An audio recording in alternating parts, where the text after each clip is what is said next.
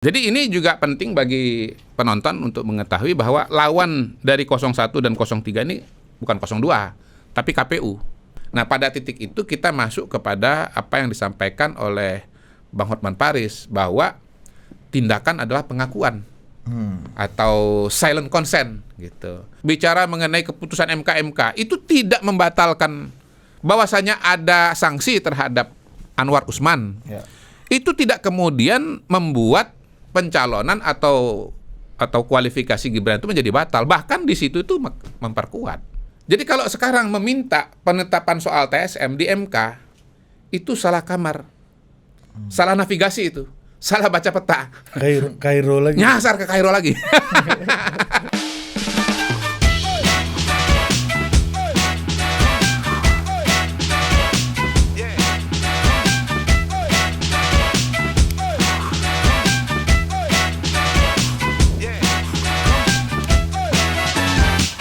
Sudah Dinda. Pokoknya kayak gitu kan. Gimana Kanda dunia persilatan? Jadi Satgas itu cara kerjanya begini, Dinda. Kanda Walil. Iya. Top. Dia kemarin mediasi ya kan, dan klarifikasi dia umbang pula ini orang ya kan. Iya, dia umbang. Saya pembaca Tempo. Tempo bekas ya kan. Top. Tapi ini Mr. Q yang menarik nih. Kita udah bersama Mr. Q lagi. Iya, Mr. yang Q. kalau kata Ahmad Sah lucu nih. Ini orang yang ketawanya menciptakan polarisasi kan. Ini nggak hanya polarisasi, dia belum ketawanya petir udah.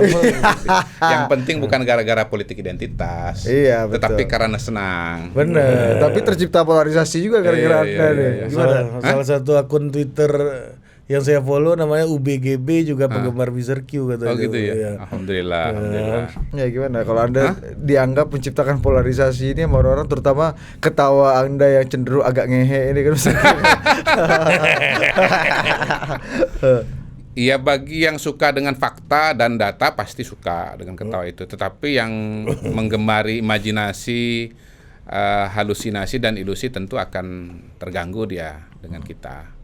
Jadi sebetulnya Anda tim fakta dan data atau tim ilusi dan halusinasi. Itu kalau Anda tersinggung, hati-hati. Anda itu penuh dengan halusinasi. Membelah lagi nih. Iya kan, dia ketawanya udah terpolarisasi bos. Ilusi, halusinasi atau fakta? Fakta, udah gitu dia aja. bagi lagi. Sederhana kan? aja. Iya, sederhana aja. Ada siksa kubur, ada siksa pemilu. Iya kan? Itu kan bikin perih juga hati. Tapi emang berkaca dari podcast kita sebelumnya Mr. Q, emang Mas Hasto tuh tersiksa itu Mr. Q. Bahkan bukan tersiksa lagi, menurut saya sih terkubur ya.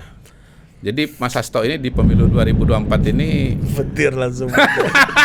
Dia kirim. Bisa nggak petirnya masuk ke dalam podcast ini? Kalau nggak bisa tolong tambahin sebagai efek suara. Mas Hasto adalah orang yang terkubur dalam Pilpres kali ini, karena ya kan begini, beliau kan bilang bahwa Pak Jokowi itu membakar rumah PDI Perjuangan. Kalau menurut saya yang membakar rumah PDI Perjuangan itu, dengan segala hormat ya, Mas Hasto.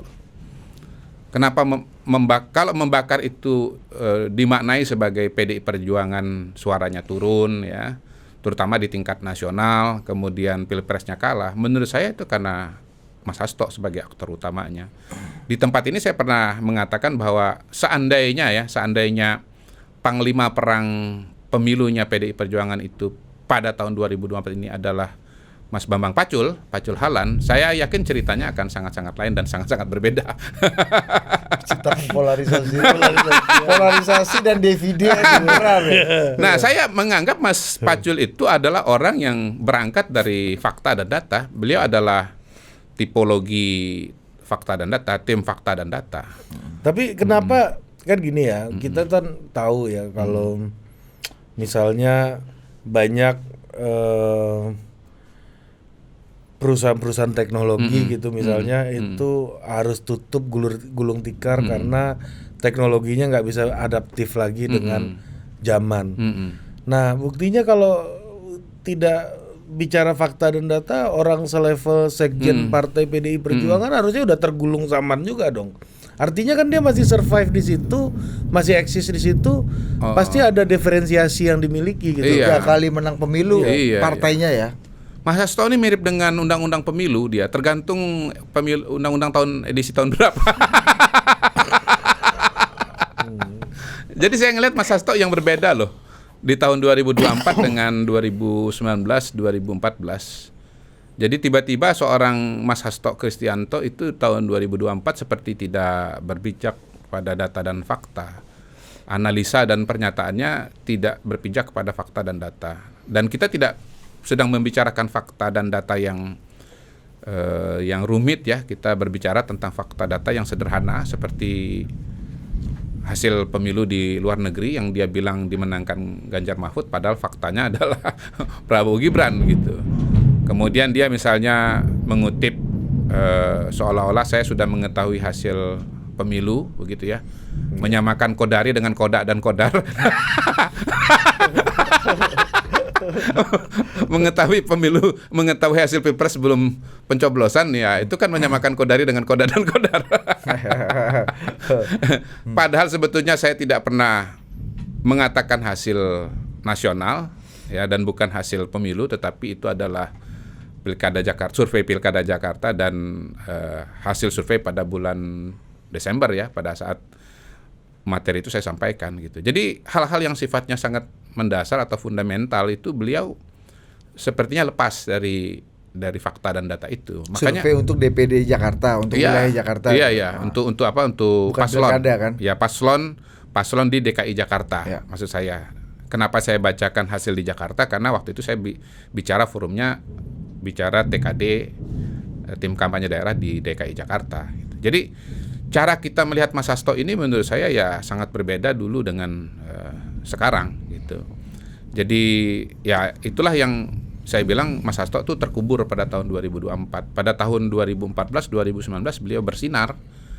Kita objektif sajalah bahwa tahun 2014-2019 PDI-nya menang kan, lalu suaranya naik, pilpresnya juga menang kan begitu. Tapi tahun ini kan pilpresnya kalah dengan sangat telak. Saya ada lihat jok juga itu hari ini. Mas Ganjar itu mirip dengan token listrik, makin kecil makin berisik. Menurut saya pada hari ini jelangnya MK ini bukan Mas Ganjar loh, Mas Hasto. Seperti token listrik, makin kecil makin berisik, makin habis makin berisik gitu kan. Ya kan buktinya Mas Hasto kan justru dekat-dekat sidang MK ini kan malah makin banyak muncul. Itu terakhir kan menyamakan Gibran dengan supir truk yang nabrak di gerbang tol Halim. Dan khilaf katanya. Ya karena hilap, terus belum cukup umur, lebih kepada soal belum cukup umur. Ya tidak punya kedewasaan. Saya melihat dalam konteks kali ini sebetulnya yang lebih mirip dengan supir truk di gerbang tol Halim utama itu adalah Mas Hasto. Mas Hasto nggak cukup umur dalam menavigasi politik Indonesia, dalam menavigasi PDI Perjuangan. Buktinya PDI Perjuangan nabrak dan terguling. Sementara Gibran yang dia bilang sebagai supir truk gerbang tol utama itu justru kan sukses, menang dengan telak gitu loh. Samsul bukan asam sulfat, tetapi semakin sulit disusul. Gitu. Nah, bicara soal mobil nabrak, sebetulnya saya melihat analogi yang lain dari Pilpres 2024 ini, yaitu rally Paris-Dakar. Itu kan itu kan rally terhebat di dunia tuh sebetulnya. Ada satu lagi yang hebat juga sih. Rally Camel ya, udah jarang sih sekarang kedengaran. Itu menempuh rute di tengah hutan itu. Terkenal waktu kalau nggak salah di Kalimantan salah satu. Padahal onta nggak ada yang di Kalimantan, nggak ada yang di hutan. Iya. Onta tuh di padang pasir kan. Kayaknya Camel itu sponsornya. Rokok Camel kayaknya Marlboro. Rokok jadul lah, zaman dulu lah. Nah, Paris-Dakar kan yang masih berlangsung sampai hari ini itu kan disebut sebagai rally yang paling menantang di dunia. Satu, karena jaraknya yang begitu jauh. Yang kedua karena tantangan di lapangannya yang begitu hebat gitu, padang pasir. Paten nih Mr. Q kan sepak bola, paten, catur, oke, dan sekarang rally juga. Kan kita tunggu habis ini kriket dia bawa kan. Kalau kriket terus terang angkat tangan. Ya lompat galah ya kan. American football kan.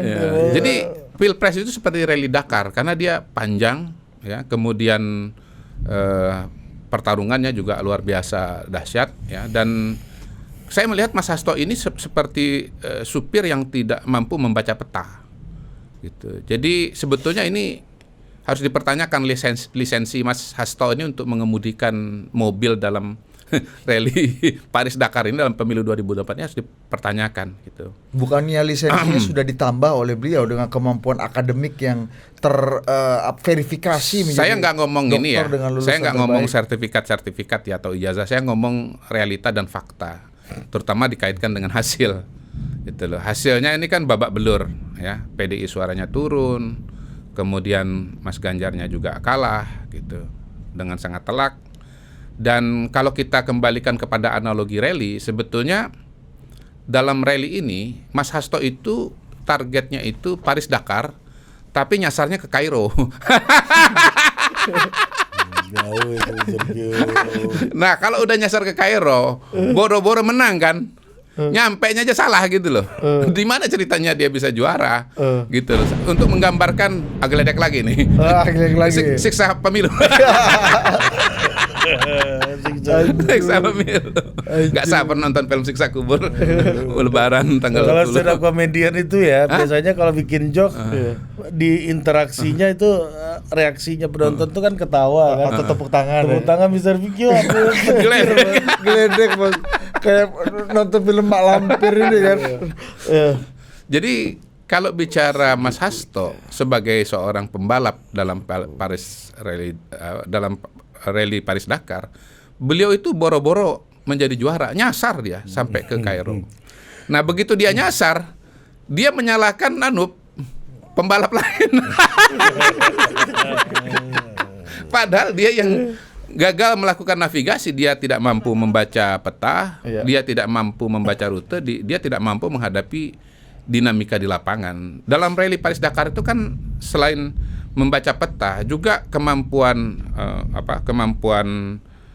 navigasi di lapangan, berhadapan dengan padang pasir, berhadapan dengan panas, berhadapan dengan batu-batu, berhadapan dengan jarak dan seterusnya. Jadi Mas Hasto gagal mengukur itu. Nah, bandingkan dengan Gibran yang menurut saya sangat berhasil dalam rally Paris Dakar ini ya.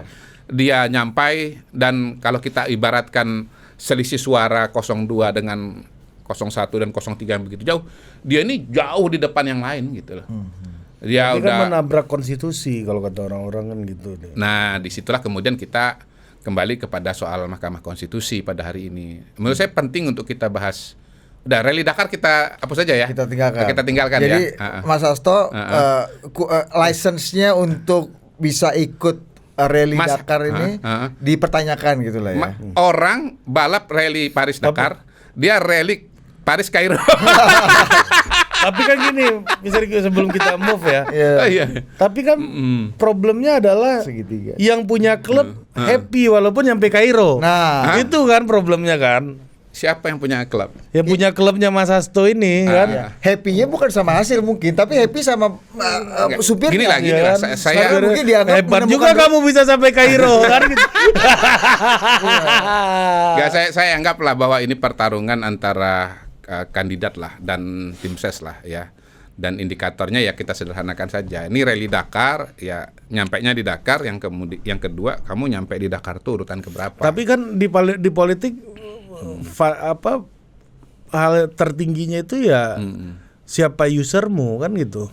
Ya sekarang kalau saya patokannya adalah capaian pada Pilpres dan Pileg kan.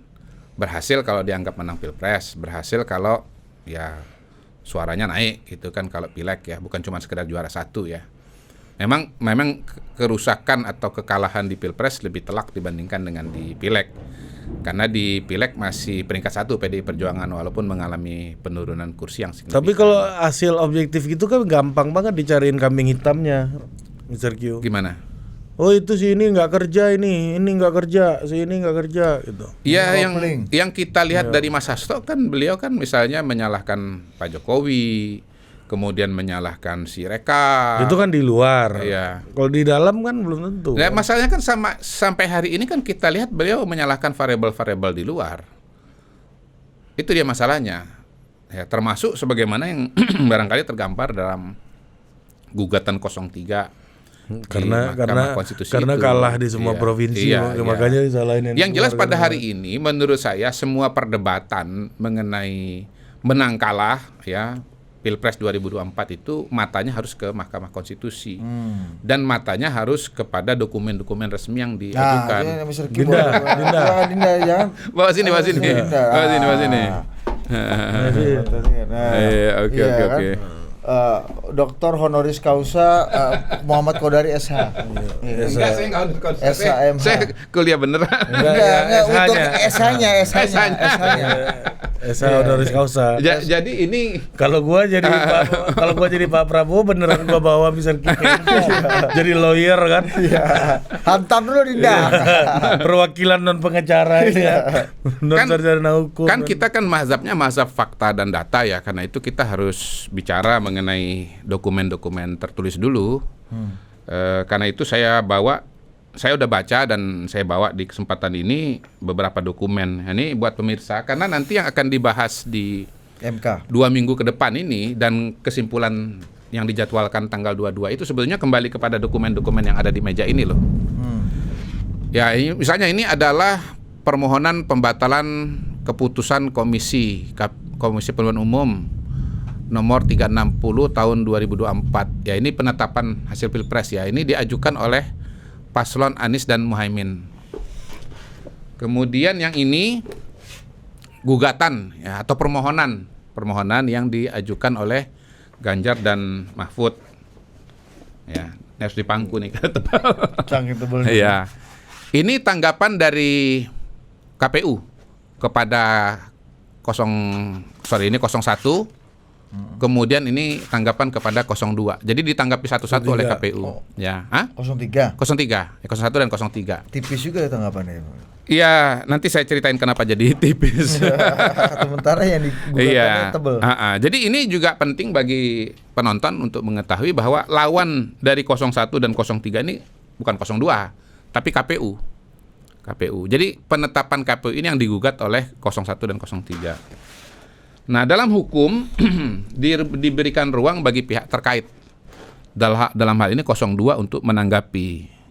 Ini tanggapan dari 02 kepada 01. Cukup tipis ya. Ya.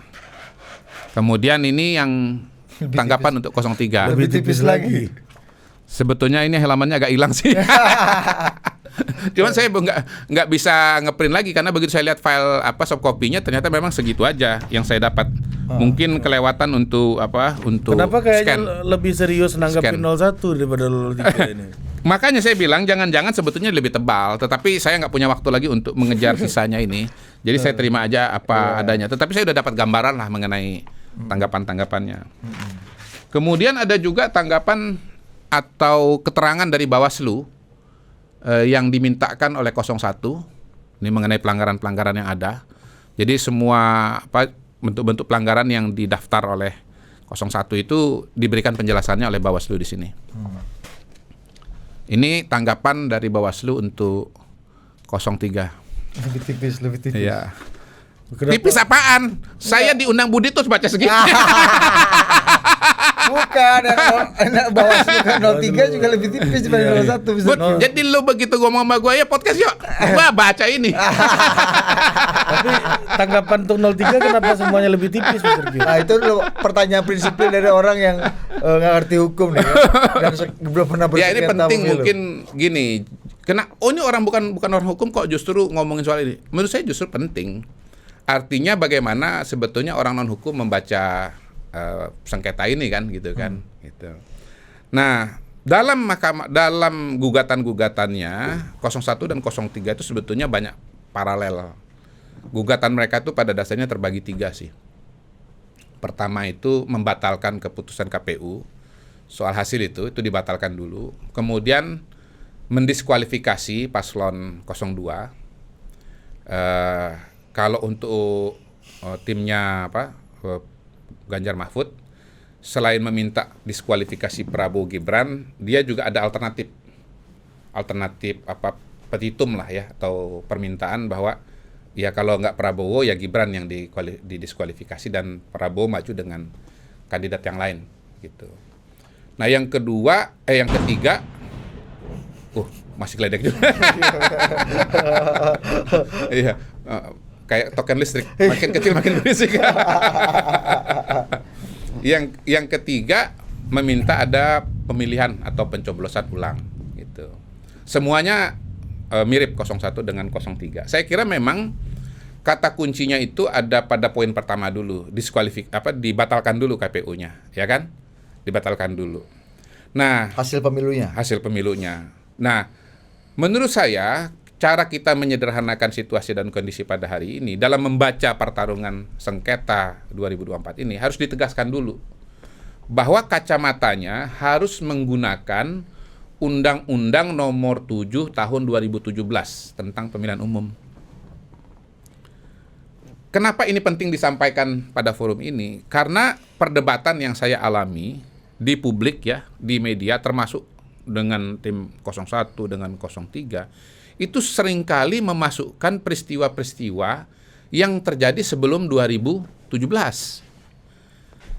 di mana tatanan hukumnya sangat berbeda dengan pasca 2017 ya. Ambil contoh nih misalnya ada peristiwa pemilihan MK pernah memerintahkan pemilihan ulang di sebagian wilayah di Sumatera Selatan dalam kasus pilkada Alex Nurdin dengan Herman Deru. Wilayah Oku Timur sekitar itulah kira-kira begitu. Ada beberapa wilayah kabupaten tapi yang saya ingat tuh Oku Timur lah. Mungkin karena mak saya asalnya dari Oku, Ogan Komering Ulu ya. Jadi dari situ. Nah, jadi diperintahkan ada pemilihan ulang di sana. Nah, walaupun pemilihan ulang ya Alex Nurdin tetap menang. Jadi hasil tidak berubah. Dan waktu itu tidak ada kandidat yang didiskualifikasi ya. Cuman pemilihan ulang saja. Nah, itu sering dikutip sebagai sebuah indikator bahwa MK bisa saja melakukan atau memerintahkan pemilihan ulang. Jurisprudensinya. Ya, tetapi saya mau katakan itu peristiwa 2013. Pilkada 2013. Yang di mana waktu itu soal pelanggaran TSM ya, terstruktur, sistematis dan masif itu belum diatur secara lebih rigid dalam Undang-Undang Nomor 7 Tahun 2017. Sekarang sangat-sangat rigid. Undang-Undang Nomor 7 2017 itu secara sangat jelas sudah mendistribusikan jenis-jenis pelanggaran kepada para pihak, baik peradilan maupun kuasi peradilan gitu. Misalnya kalau ada pelanggaran administrasi proses itu ke Bawaslu. TSM itu harus di Bawaslu. Jadi kalau sekarang meminta penetapan soal TSM di MK itu salah kamar. Salah navigasi itu. Salah baca peta. Kairo lagi. Nyasar ke Kairo lagi. Jadi gugatan ini potensial rally Paris Kairo. Gugatan 0103 ini potensial itu rally Paris Kairo. Nggak bisa dia. Nah, yang kedua soal pelanggaran etik dari penyelenggara pemilu itu sudah jelas wilayahnya di DKPP, nggak bisa ke MK lagi. Soal pidana harus ke Gakumdu yang di dalamnya ada polisi, ada jaksa gitu. Nah, termasuk misalnya kalau ada keberatan soal kualifikasi dari kandidat bahwa dia tidak memenuhi persyaratan, itu harus diajukan ke Bawaslu ya, bila perlu ke PT UN. Nah, masalahnya dengan soal di MK ini, kalau kita bicara diskualifikasi, dari yang saya baca laporannya Bawaslu, keterangan Bawaslu, itu tidak ada dua hal yang penting sekali ini, dua hal pokok yang penting sekali dimajukan oleh 01 dan 03 di MK, yaitu soal keberatan terhadap kualifikasi kandidat dan soal TSM. Memang dalam keterangan Bawaslu itu dijelaskan kasus-kasus yang disebut oleh 01 dan 03 di dalam gugatannya, ya, ada misalnya soal nyoblos 2 kali, soal DPT yang misalnya tidak pas, ada soal pejabat negara yang dianggap berpihak, ada soal kepala daerah yang juga dianggap berperan dalam pemenangan Pilpres. Itu dijawab satu-satu oleh Bawaslu. Tetapi menurut saya yang menarik dan penting dari dokumen yang tebal dari Bawaslu tadi itu adalah satu, tidak ada satupun indikator bahwa pihak 01 dan 03 itu mempertanyakan kualifikasi dari 02 untuk maju sebagai calon, gitu loh. Padahal itu tuntutan nomor 2 ya? Iya. Atau nomor 1 mendiskualifikasi itu? Betul. Itu tuntutan yang penting. Nah, dalam diskusi-diskusi di media massa, saya kan juga sering mendengar tuh contoh-contoh. Balik lagi, MK pernah melakukan diskualifikasi kepada kandidat. Yang sering disebut itu Bengkulu Selatan. Kalau Bengkulu Selatan itu menurut saya kasusnya memang beda. Karena begini, itu lolos aja itu orang. Secara aturan yang ada memang nggak bisa, karena dia kan dia kena perkara hukum yang sebetulnya membuat dia itu tidak berhak untuk menjadi kandidat, tapi dia lewat dalam proses akhirnya dipilih. Gitu. Nah, kalau bicara kasus Pak Prabowo, kan masalah beliau apa? Masalah Pak Prabowo ini apa? Gitu. Nggak ada masalah dari Pak Prabowo. Bahkan kalau diruntut ke belakang, dia pun sudah maju berkali-kali kan. Yeah. Jadi kalau mau disoal sekarang, Prabowo Anda tidak memenuhi syarat sebagai calon, menurut saya itu paling cuma dari satu segi saja, yaitu aspek kesehatan, kan gitu kan. Kesehatan tahun 2009, 2014, 2019, 2024 kan bisa beda kan. Yeah. Tapi kalau soal yang lain-lain nggak ada. Yang paling mungkin untuk menghalangi kualifikasinya cuma kesehatan. Betul. Nyatanya kan lolos proses pemeriksaan kesehatan di RSPAD. Tapi kan yang disoal memang bukan itu kan. Loh ya itulah justru. Makanya yang disoal ini kan soal keabsahan dia berpasangan dengan, ya memang soal Pak Prabowo ini masalahnya apa nggak jelas gitu loh. Kenapa kemudian didiskualifikasi? Umumnya persoalan diskualifikasi itu dalam permohonan 0103 itu karena dianggap ada nepotisme di sana, bahwa Gibran anak presiden. Karena itu gugur juga Prabowo-nya. Makanya kemudian di 03 itu kan ada petitum yang kedua itu, ada opsi bahwa Prabowo boleh, Gibran nggak boleh kan gitu kan? Iya. Gitu. Itu yang 03 ya? Yang 03 itu beda, itu yang membedakan dengan permohonan dari 01. Nah, yang jelas-jelas dipersoalkan kan Mas Gibran karena putusan MK nomor 90 itu tahun 2023 itu. Nah, kalau urusan ini dari segi konstitusi, dari segi undang-undang MK, dari PMK, dari semua elemen yang ada, sebetulnya itu sah. Termasuk bicara mengenai keputusan MK itu tidak membatalkan bahwasanya ada sanksi terhadap Anwar Usman. Ya. Itu tidak kemudian membuat pencalonan atau kualifikasi Gibran itu menjadi batal. Bahkan di situ itu memperkuat. Lalu juga soal pendaftaran ya di KPU yang juga kemudian di DKPP ada sanksi juga kepada ketua KPU. Itu karena kelalaian administrasi, tapi tidak membatalkan kualifikasi Gibran sebagai calon wakil presiden. Gitu. Nah, ini semua dijelaskan dengan sangat baik menurut saya pada jawaban dari pihak terkait. Ya. Saya membaca dokumen ini, saya salut dengan Bang Yusril, top memang. Gimana? Ya memang pertama dia wawasannya luas, filosofi hukumnya kuat, argumentasinya runtut, enak dan mudah dibaca gitu, dan dia bisa, dan wawasannya juga luas, dia bisa melihat dari berbagai macam perspektif ya. Saya kira nggak salah lah kalau Bang Yusril itu dianggap sebagai salah satu ahli hukum tata negara terbaik di Indonesia ya. Yang juga hebat dan bagus menurut saya adalah Prof. Jimli Asidiki. Ya, satu orang Babel, satu orang Palembang. Ada juga. Iya.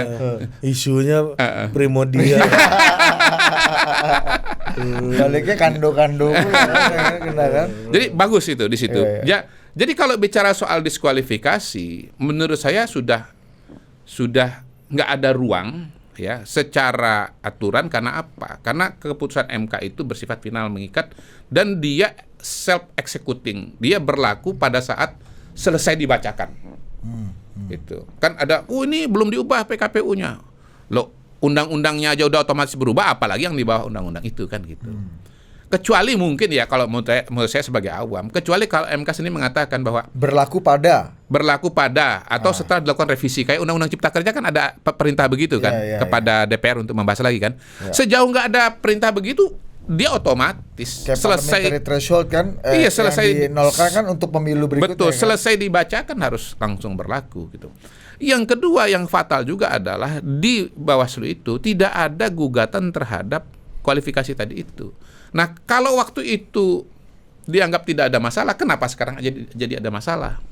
Nah, pada titik itu kita masuk kepada apa yang disampaikan oleh Bang Hotman Paris bahwa tindakan adalah pengakuan atau silent consent gitu. Anda sudah menerima 02 ya sebagai peserta pemilu, sebagai peserta balapan rally Paris-Dakar gitu. Ya kan udah diterima kan? Udah sama-sama pakai helm, sudah sama-sama pakai baju balap, sama-sama ada mobilnya, sama-sama ada nomornya, sama-sama dikasih garis start gitu. Udah sama-sama ngebut. Kan rally Paris-Dakar kan etapenya banyak kan? Iya, meskipun satu akhirnya ke Korea. Kairo. Kairo ini kan. Korea. Bisa jadi ke Korea ya? Bisa saking juga. mentalnya Korea dia. Rally Paris Korea. Saking melentingnya kan. Kalahnya kepanjangan kan. Saking menentingnya dia sendiri nggak percaya. Itu. Kan kalau kita ibaratkan debat kandidat yang 5 kali itu kayak etape loh. Etape 1, etape 2, etape ketiga, etape keempat. Jadi sudah menarik nomor undian, dihadiri ya oleh semua calon presiden, wakil presiden, dihadiri semua pimpinan partai politik. Acara kenegaraan, boleh dibilang begitu kan? Lalu ikut debat kandidat, sudah adu argumen, sudah adu adegan, ya kan? Ya kan? Sudah salaman, sudah jelas-jelas diakui bahwa ini adalah pertarungan. Tiba-tiba begitu Anda dinyatakan kalah, Anda mengatakan Anda nggak sah. Ya ini kan, ya tadi apa nggak? Saya bilang ini supir brutal kan, ini kan apa? Balik lagi ke supir brutal. Supir brutal itu apa ini bukan siksa pemilu? Apa ini bukan mabok namanya kan? Pembalap ini ya. Buta navigasi. Buta navigasi. Buta huruf ini ya.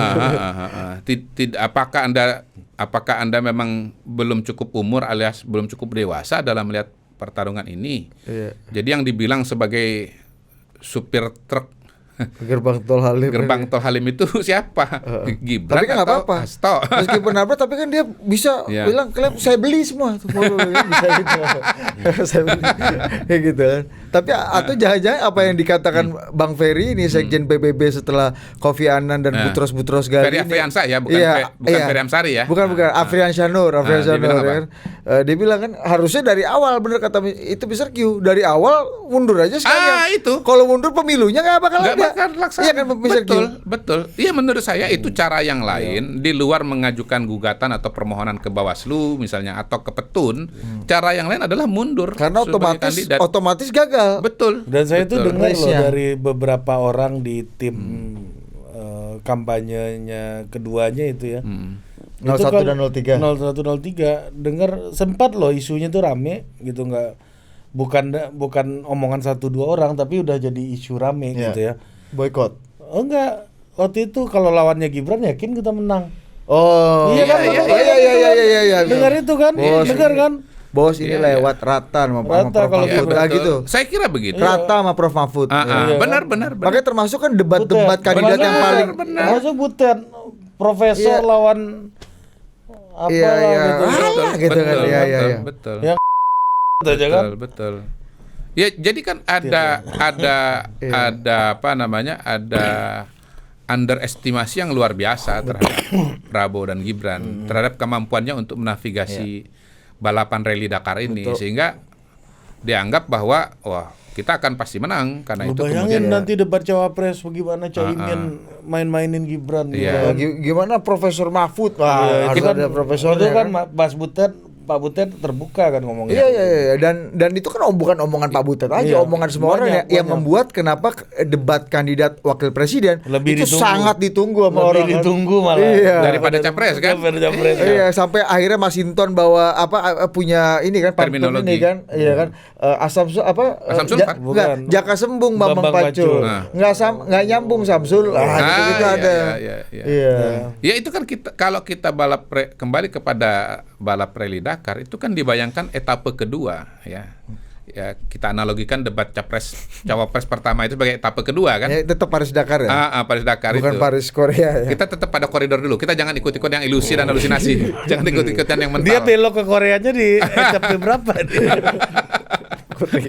Bukan saking mentalnya dia kan. Kita bayangkan, oh ini kita punya pembalap Prof Mahfud ini. Oh ini pembalap andal ini. Ya, memang bener andal. Iya, betul, andal ini. patah. Pasti dia akan mengalahkan Samsul lah, pembalap muda ini, pembalap baru. Ini kan pembalap senior ini.